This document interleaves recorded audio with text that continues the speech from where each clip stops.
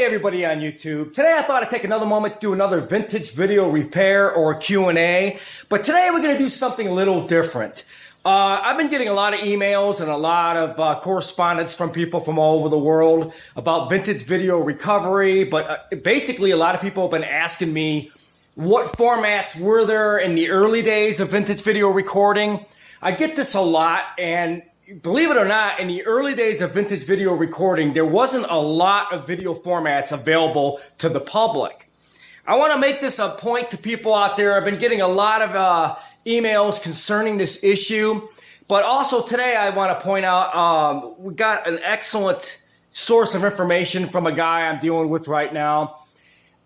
This is a gentleman who I guess you would say is a pioneer in the business of doing video home recordings.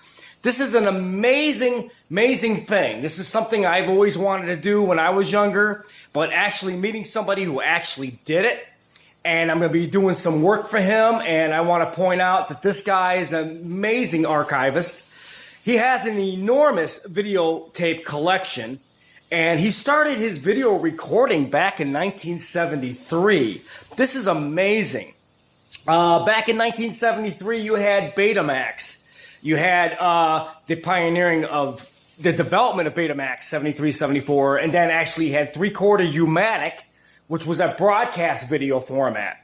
And then there was various other broadcast formats that came out, but this was far out of reach to the local consumer at that time. In early 1972, 71, and 73, a lot of gentlemen such as myself in the early days of TV and television recordings wanted to be able to record television to a video or to an actual tape format.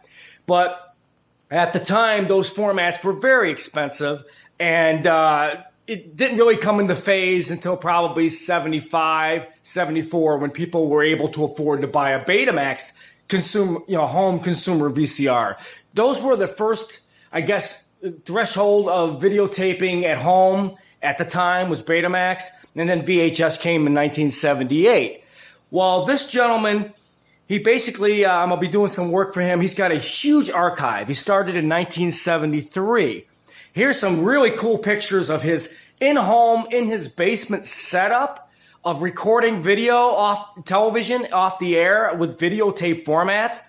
What's unique about this is these are very expensive early broadcast decks, which at the time, were pretty expensive for what you're going to use them for. They did broadcast type of recordings. They weren't meant for home video recording off TV programs. Well, this guy recorded a lot of television programs off the air, off television. And these pictures are such an amazing archivist type of photo of the time of somebody who actually dove in, went through the trouble of getting whatever broadcast or whatever television tape format he could to start recording TV programs in 1973. This is amazing. Something I wish I would have done. It's basically, if I would have been old enough during that time and was making money, I would have did the same thing. But he actually did it out of his basement. So let's talk about some of the formats. He purchased a bunch of early 3/4 U-matic formats, a 1-inch format which was done by IVC, which was also a color unit. He purchased the EIJ standard AV8600, 8650. These were all color black and white units, but they were more high-end broadcast type of formats.